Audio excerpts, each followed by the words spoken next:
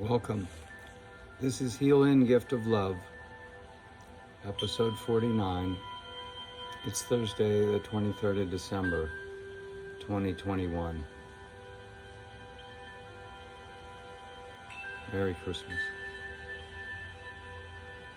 May the Yuletide spirit be married to the 4th of July's celebration of freedom for one and all, forevermore, world round.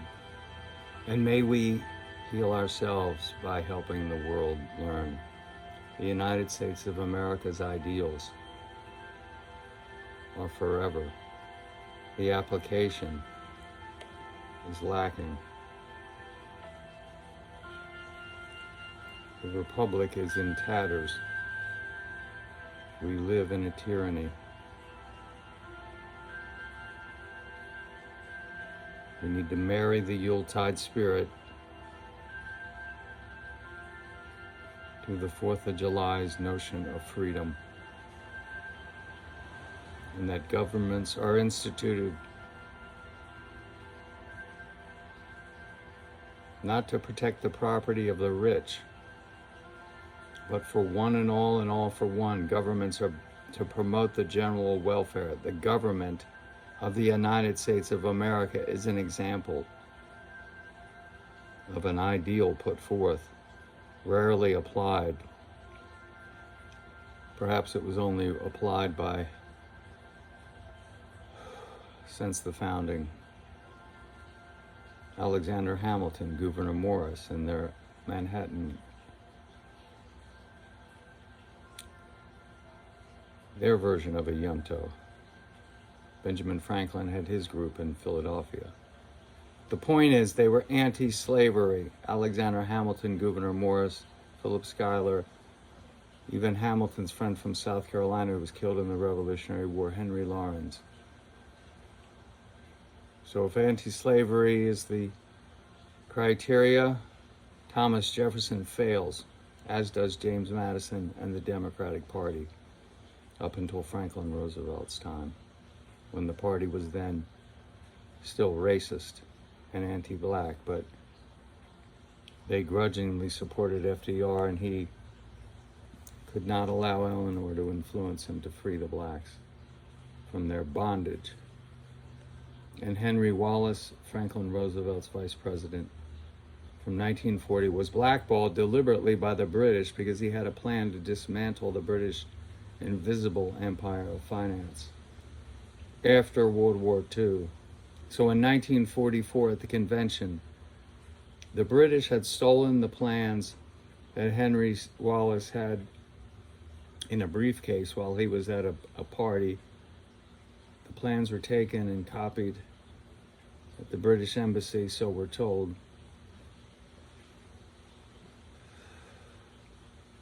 But that man ran for president in 1948. He went through the South as a quasi-socialist, proclaiming that the blacks, the African Americans, needed to be treated better, that this was an outrage. We founded a nation, a republic dedicated to the proposition that all men are created equal. That's what it says. John Locke's The Political Fraud, in terms of establishing a republic, said that governments are instituted to protect life, liberty, and property.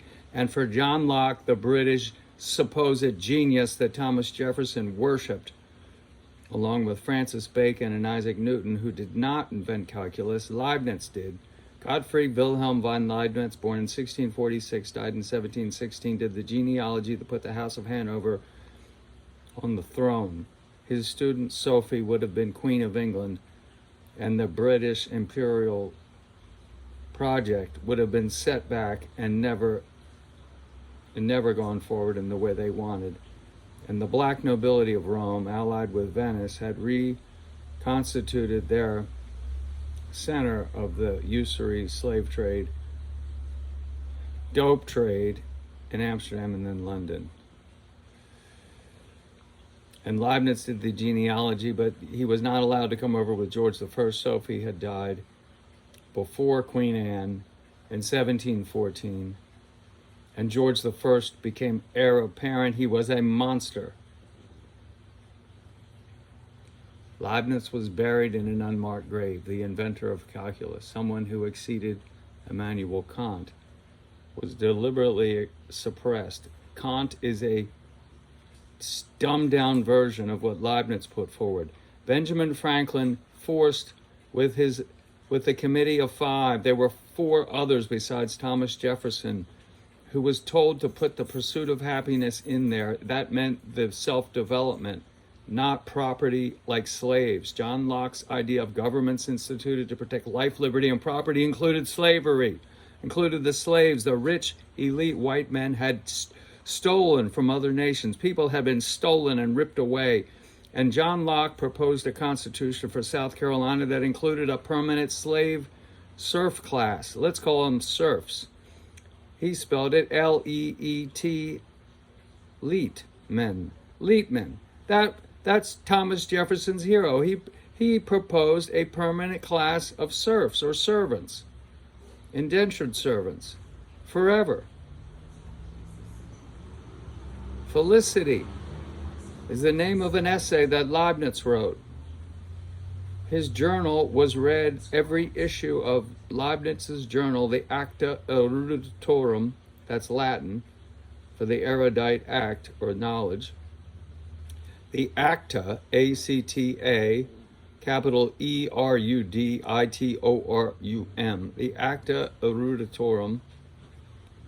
That journal, every issue of it was in the largest library in the colonies.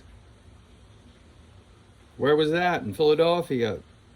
James Logan's house. Benjamin Franklin accessed that. Benjamin Franklin shifted and opposed slavery at the end of his life. Yes, they all had slaves, or at different times Lincoln could be accused of having a slave. He was anti-slavery. How dare anybody suggest the Articles of Confederation were superior to the U.S. Constitution? The U.S. Constitution has a preamble written by someone that you've never heard of. He was anti-slavery. He was richer and morally superior to Thomas Jefferson. He had 7,000 acres in what is now the Bronx. His name was Gouverneur Morris, G-O-U-V-E-N-O-U-R. He stayed at the convention longer than even Alexander Hamilton, arguing that we absolutely cannot form a government that is allowing slavery in any way, shape, or form. We needed to make a plan to phase it out over one generation and prepare the slaves for civilization. This didn't happen and hasn't happened yet. They've not been helped properly. They've been mistreated and made to feel like 3rd or 4th class citizens. This is an outrage. We need to nurture Africa and reach for the highest. Labe akros miso soleus in the classical Hellenic. Reach for the highest, and the mediocre will follow. The details will follow. All the mediocre people will follow you if you propose the highest ideals. Now, if your ideal is anti-slavery and you decide to phase it out at the beginning of the United States of America, the South would have never been destroyed by the Civil War, and the slaves would have been promoted into citizenship over a generation. This is what was stopped by the bullet of Aaron Burr, who murdered Alexander Hamilton in a duel not long after Alexander Hamilton's son was lured into a duel, one of his sons. I believe the sister of that son had a nervous breakdown in the family. Alexander Hamilton was an orphan, basically, from the islands, from St. Nevis and Kitts, and he'd seen the British, the Dutch, and all forms of slavery. He detested slavery. He was sent north by the Jews in the islands because he was a genius, recognized for having written a great series of articles about a storm that challenged them down there. And he was sent north at age 16 to New Jersey to go to King's College and eventually to go to King's College, which became Columbia University. He goes on to found the New York Post, creates our entire financial system, and he's murdered by Thomas Jefferson's vice president, Aaron Burr. And the academics say it's a mystery. It was a personal vendetta. Bullshit. Aaron Burr and Thomas Jefferson hated Hamilton because he was their moral superior, and he detested slavery and he wanted it phased out. Why did Thomas Jefferson found the Democratic Republican Party that became the Democratic Party? Do any of you know why he ran out of Washington's cabinet, resigning in a rug-chewing fit?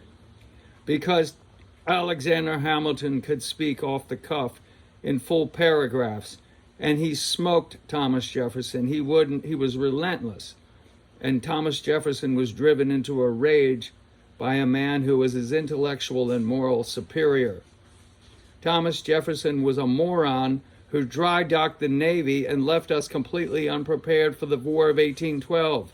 Yeah, you think he was a genius?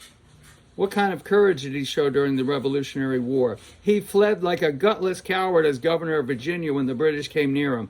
Alexander Hamilton, on the other hand, had a trunk full of books studying how to form a proper republic while he fought the war on the front lines and was recognized as a genius. His mother was Rachel Levine, Lavien. She had been impregnated by a impoverished Scottish nobleman, so we're told, last name Hamilton. He was red-haired and blue-eyed.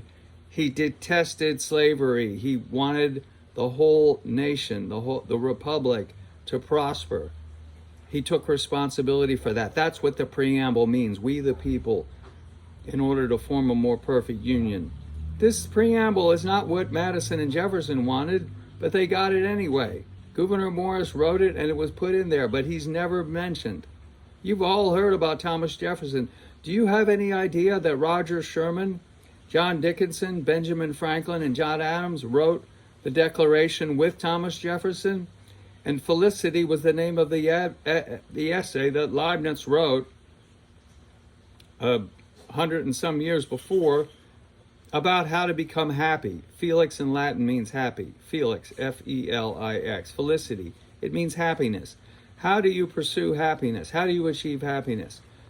You achieve it by service, by working for the common good, by doing good for its own sake. Yes, you'll get the power, the money, and the sex, or maybe not. Maybe you could refuse it.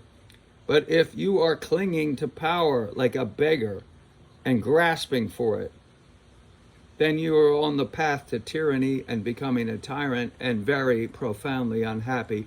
Any father over a family who lords it over his children is despised. He has to do good for them. For them. If he can't understand that, he will not be loved, he will not be happy. A happy life is a happy wife, so they say. Put it together. Why did Thomas Jefferson want to say Francis Bacon, John Locke, and Isaac Newton were his heroes? Because he was confused. Because all he did was redesign plantation homes. He redesigned his house many times. Those 10 huge homes on the lawn of the University of Virginia are model plantation homes for the children, the sons of the South, to come to the all-male University of Virginia and not have to go to Harvard and learn that slavery might be wrong. They could go there and worship with Thomas Jefferson at the shrine of their own greatness. Ugh. And I was told Charlottesville was the spiritual capital of the United States of America by a psychic friend of mine. He absolutely insisted it. And then Bill Clinton started his inaugural parade from Charlottesville, where he had met Catherine Willey, whose husband committed suicide not long after, I believe, he was piddling around with her, but that's beside the point. But John Kluge, the billionaire, one of the richest men in the world, married a stripper who used to dip her tits in the whipped cream. Patricia Kluge, she's probably 30 or 40 years younger. She's a complete, well, let's just say, he divorced her. She got a big settlement. She lost everything. Who do you think owns her vineyard? Donald Trump. He moved his operation to Charlottesville in part because of that energy. The beauty of Monticello on the Nickel is Thomas Jefferson's house. It is beautiful. The University of Virginia, it is a beautiful place. I'm not trashing Thomas Jefferson. I'm saying the part of him that's wrong, that needs to be fixed, to keep him from burning in hell any longer, is what I'm doing, which is correcting the history. We don't want any more lies told about our history. Thomas Jefferson did not write the Declaration of Independence by himself at age 32 or 33. He was the official scribe, or the person who put it to paper. But he was supervised by Benjamin Franklin, who had read Leibniz's essay, which said, the way to be happy is to do good for its own sake, not collect slaves from other countries, and then have John Locke tell you that governments are instituted to protect life, liberty, and property meaning slaves, and John Locke proposing a constitution for South Carolina with a permanent serf class. That doesn't sound very American, but right now we're pretty much back in the feudal times. Most people are stuck in a lower economic bracket, far below what their parents had, and their chances are sinking fast unless there's some sort of wizard with cryptocurrency or some other nonsense that just gives you a bunch of paper money but doesn't do anything good for the economy. Not really. Well, no, let me take that back. Bitcoin is actually a valuable currency, and this is a whole nother discussion for a whole nother episode. The blockchain technology that verifies you are you and identifies you, and that the Bitcoin is real and that the Bitcoin you paid for is real, that technology can be applied to election voter identification. I propose next election we refuse to vote until we have blockchain technology, and we set up a new federal monopoly. Get a new federal monopoly, like the regulated monopoly that AT&T had to become, because there could not be 20,000 phone companies when we might face off against the Soviet Union, and it'll be us or them that survives. We needed one phone company, top-down authority. So AT&T was set up as a regulated monopoly until the lawsuit in the 70s resulted in the the breakup of the monopoly. But we may need a monopoly to make the voting machines as a public service, and no voting machine should ever be connected to the internet. There should be no question whatsoever. And we need radical reform of the citizen monitoring of the elections. And the last thing we need to do is argue about Donald Trump and Joseph Biden. We need every political party that currently exists to throw out their platforms or just go home and stay away from us. We need to start over. What do we need to do? We need to figure out what in the hell is going on with this coronavirus. Were we attacked by the Chinese, or was this a mistake from a military lab? We need to find out all about that. We need to reform some of these harsh lockdown laws. Now, of course, we need a form of a lockdown if we have a serious plague coming over us.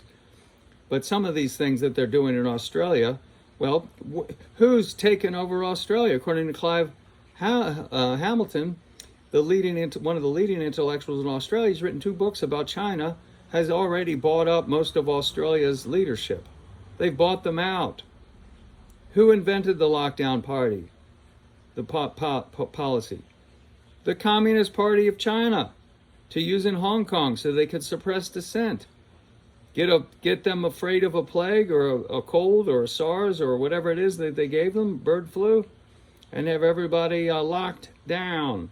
They can't protest very much if they're all required to be home and there's a curfew because of the disease. So that's another problem. Then we need to address the problems of getting clean water, electricity, proper sanitation. That means toilets. And the proper education with proper history. And we need to stop allowing the elite to lie to us about the true origins of the human race. We came from off-world. We're a blend of many different combinations of humans. The ETs are here. They're under the earth, and they're also invisible. They're on the other planets in the solar system, so we're told, according to some tremendous channeled psychics. But the big problem is you might be watching the History Channel, and that idiot Lou Alessandro, who's part of this whole group.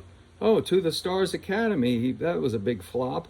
And now they're going to reveal the UFOs. Well, Lou is working with the CIA to keep it from being revealed. There are many benevolent ETs who told, one of which told Eisenhower, according to the best information we have, they told President Eisenhower, no nuclear weapons or we can't help you. Stop production of nuclear weapons. That's why John F. Kennedy was truly killed, because of the ET nuclear war question, not because of a personal vendetta by the criminals in action. And those same criminals in action, having been led by the Bush League family, these are incompetent people. They can't rule properly. They don't know how to rule, so they need to start a war and pursue crisis management and go for tyranny. They don't know how to, nobody likes them. Does anybody really like H.W. Bush? Really and truly? Any working person? If they really met him? Would they have really liked to have served during Desert Storm and had their legs blown off? Or be maimed or wounded or killed? Or be the wife of somebody coming home like that with Desert Storm syndrome? Did anything get done about that? Did we really figure it out? There's a lot of benefits that have accrued to veterans. I'm one of them. I served during wartime. I didn't kill anybody. I didn't even go to combat. But I get a small pension because I was judge disabled, and I need to work with Social Security to get a little more help because I can barely walk. The VA hospital took care of my colorectal cancer, took out the small tumor, and I have a leak. But my point is, with the Bush family, as soon as Reagan came into office, they had a problem. The cowboys in the West Coast, that leadership did not want George Herbert Walker Bush, who was mentored by Richard Nixon. And who was Richard Nixon's mentor? Prescott Bush, that drunk from Connecticut who thought he should be president. But it was too late for him, so he put his boys forward. And Nixon saved Bush from being destroyed by the Nixon meltdown by sending him to Beijing to be the ambassador to China, and then he was ambassador to the UN. And he was head of the CIA. Now, how in the world does somebody become head of the CIA? He was brought in to shut down the investigations of the mind control, the assassinations, and everything else that was happening in 1975 through Frank Church and the others in Congress who were going to crucify the criminals in action. I'm talking about the CIA. And JFK wanted to break them into 1,000 pieces because Allen Dulles, who had negotiated with the Nazi leadership that wanted to surrender to the British and was going behind FDR's back, he was head of the CIA. JFK fired him. He was the top man in the Warren Commission, and he got his revenge. Well. Bobby Kennedy goes down. Ted Kennedy has a plane crash, breaks his back. It's addicted to painkillers or drinking and all that. Kills that woman in Chappaquiddick. And then here we have John Jr. I was told ahead of time the way would be made clear for Hillary Clinton. I didn't believe it. Then his plane crashed and she became senator, nearly president. How does this happen? Does any working man actually like Hillary Clinton? Maybe some of what she talks about is good, but it's fake. Everybody that knows her knows she despises people. And George Herbert Walker Bush couldn't speak in public. He was a dullard. He couldn't be president. He was chosen to be vice president because they pushed it on Reagan. And then those assholes had a son of a family that's close to the Bushes, the Hinckleys. Did you know the Hinckleys are very wealthy?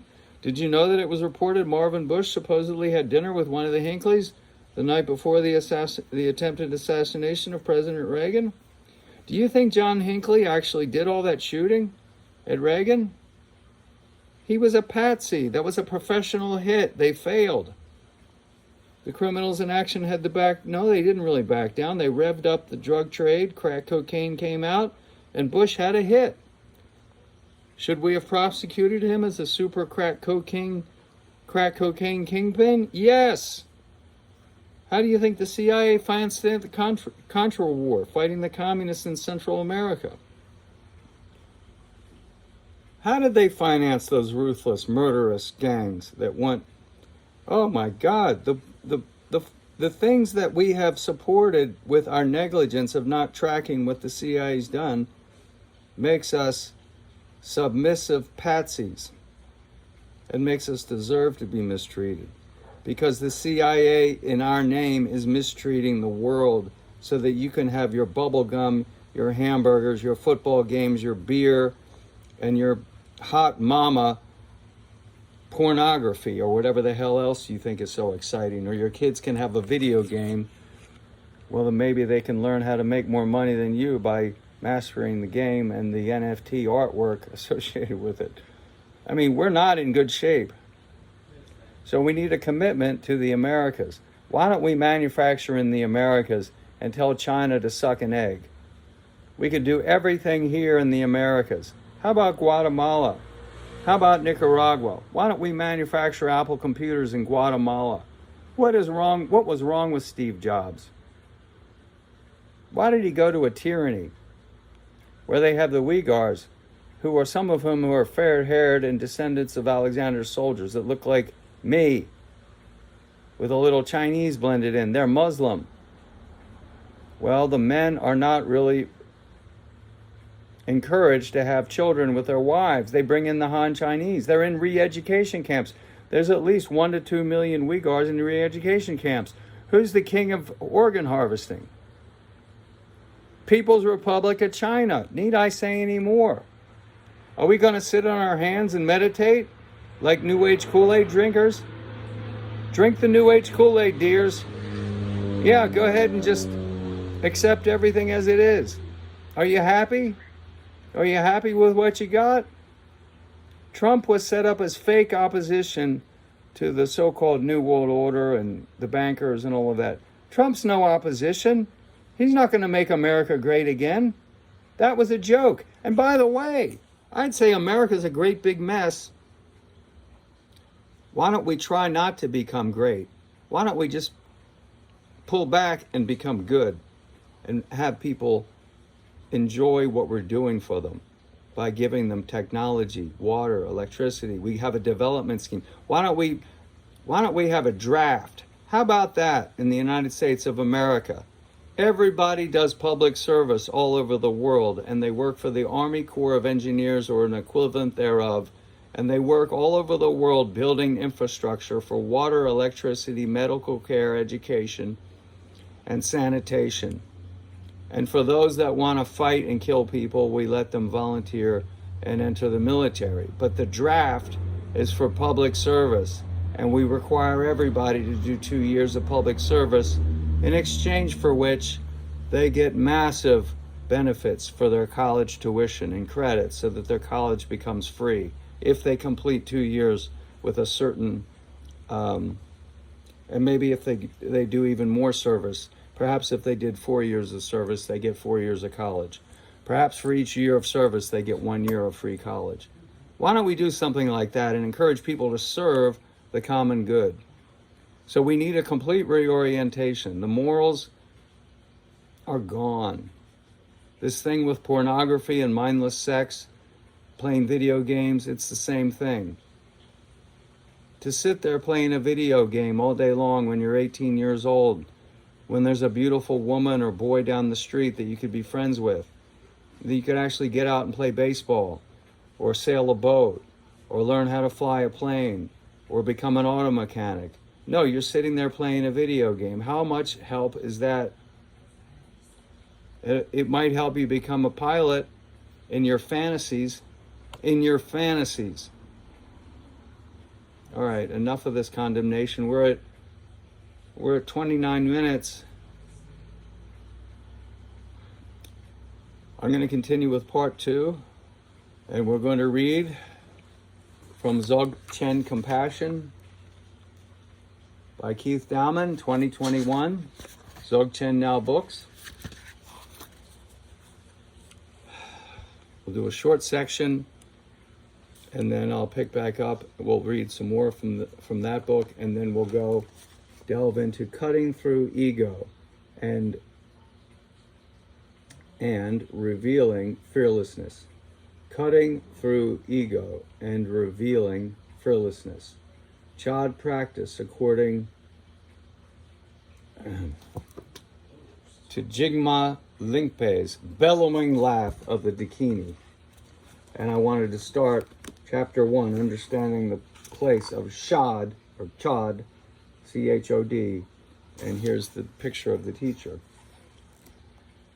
that wrote this book, Kenshin Sherpa Rinpoche. Now he's passed away, 2010. The other Lama is still alive, the one that's over here, and they're co-authors. This is Khenpo Sewang Dongyal Rinpoche. These are their names. We'll read from that book in part 2 of this episode.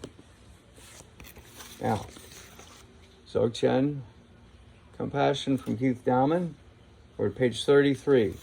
This is the consort of the second Buddha, the lady YESHE Shogol. She was a Dakini, Skywalker. That's why the Skywalkers in Star Wars were called Skywalkers. Gotta fix that. I don't even have my painting in the background here. Boy, I'm really screwing up.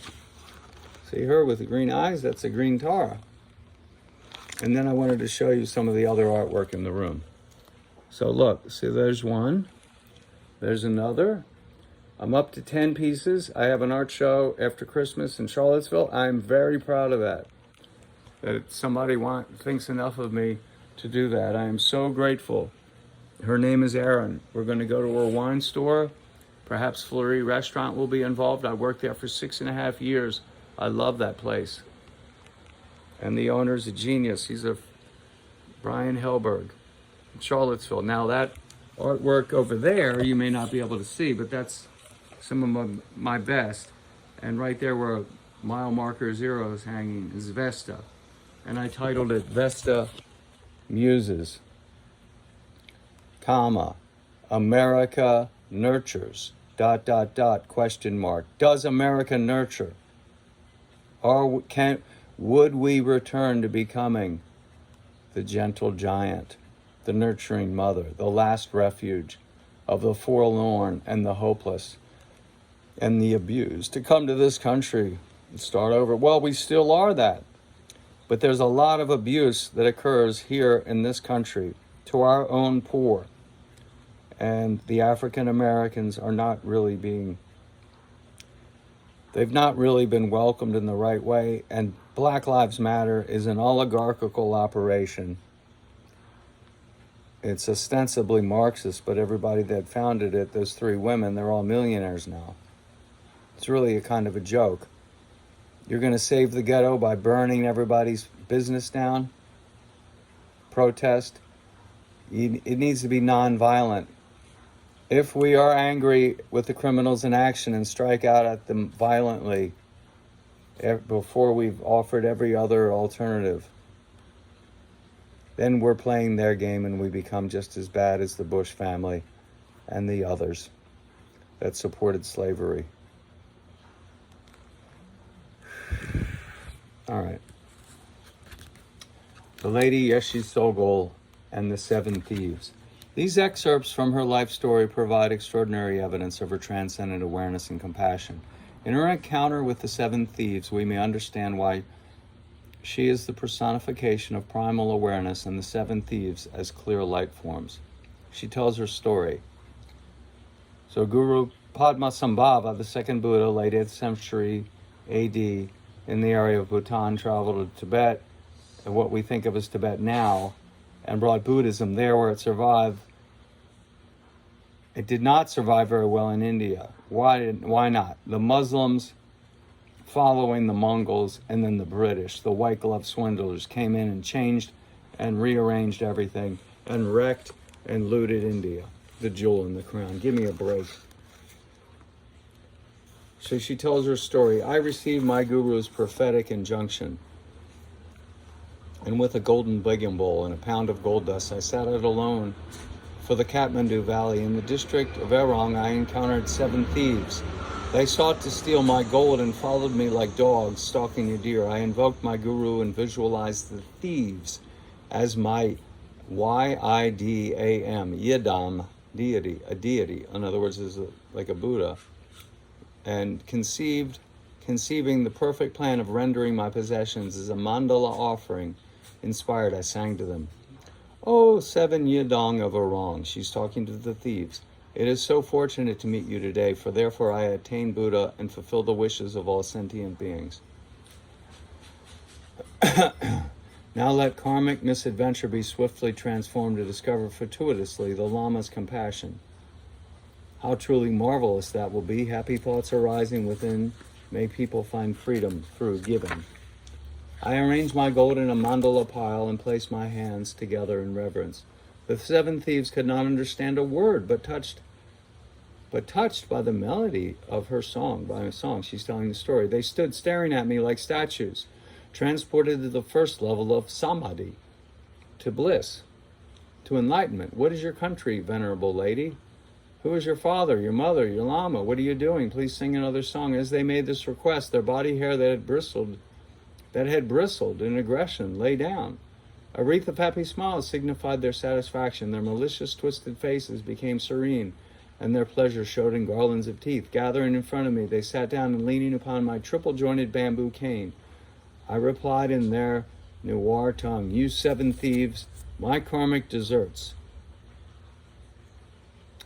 No aggression and malice, as mirror-like awareness, radiant clarity has no other source than a hostile mind filled with enmity and anger. Look into your anger, for there is the strength of Vajrasattva. Vajra is the diamond, adamantine wisdom, sattva wisdom, and detached from appearances you are purified in emptiness. This maiden's fatherland is overflowing joy, serene fields of emptiness and visionary pleasure. I am no stickler for names and forms. So if this lady's fair land appeals to you, let us go there together. You 7 thieves, my karmic deserts, know that pride and complacency are awareness of sameness. Primal purity and composure can nowhere be found except in an ambitious, overweening mind. Look into the natural purity, the fountain of jewels. That is, she calls Ratnasambhava. I think she's referring to Padmasambhava. And maybe it's another name. And in the detachment of emptiness, light form is pure. This maiden's father, the source of every gratification, is nothing but the wish-fulfilling gem itself. I am no glutton for the illusory chattels of wealth. So if you fancy these riches, take them all from me. You 7 thieves, my karmic deserts, know that desire and greed are discriminating awareness.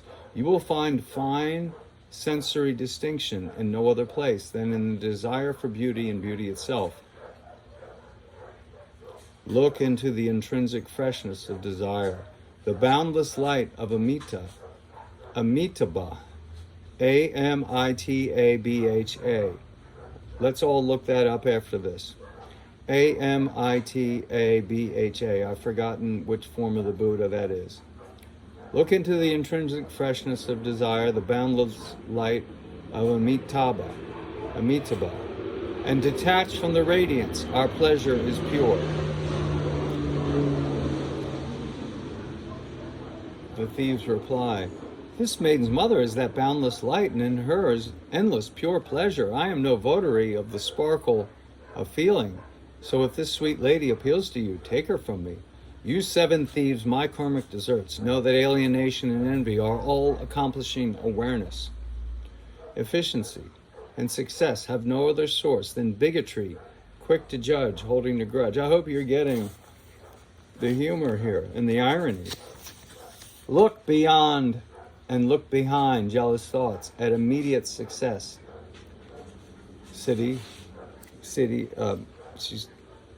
And detached from crass envy and subtle resentment, the nature of whatever occurs is pure. Look behind jealous thoughts at immediate success, my students, and detached from crass envy and subtle resentment, the nature of whatever occurs is pure. We're almost finished. This maiden's Lama is spontaneous accomplishment. The Lama whose actions are invariably consummate. And since I'm no slave to my work, if you want this diligent Lama, take him from me. She says, you 7 thieves, my karmic deserts, Know that ignorance and stupidity are awareness of space. There is no better way to hold fast to the path than through ignorance and stupidity. Look into ignorance. There is the visionary panorama of Vairocana, and detached from hypnotic ignorance, whatever arises is pure. So no matter how degraded you become, or you see others becoming, the primordial purity, spontaneously presencing, is all that's happening. Ever. That's all that's ever happening. And if you're clinging to those illusory images that are fleeted before you, and begging for them and wishing for them all the time, and fearing losing them once you've gotten them, you're trapped. So we don't want that. This maiden's, the thieves state, this maiden's beloved is visionary panorama, my ultimate consort. My ultimate consort. The illuminator, and transcending the duality of vision and viewer. If you desire my service, I will show you the way. Now, what do you think happened? It's summed up in 3 sentences. The thieves, repulsed from the wheel of rebirth, were filled with invincible faith. They begged me for instruction and precepts, and therefore gained release from psychic existence, from samsara, S-A-M-S-A-R-A. Then they entreated me insistently to come with them to their own country. But YESHE TSOGYEL, Y-E-S-H-E, capital T-S-O-G-Y-A-L.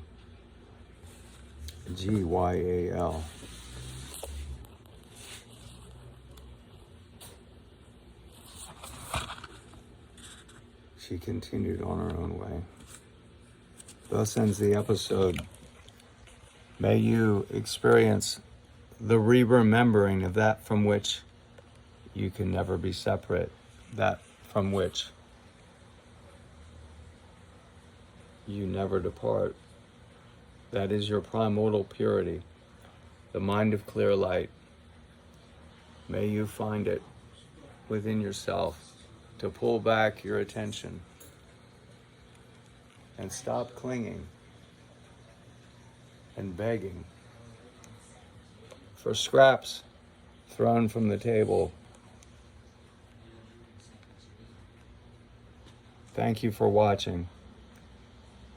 I'd appreciate a subscription. At least give me a thumbs up if you enjoyed the show.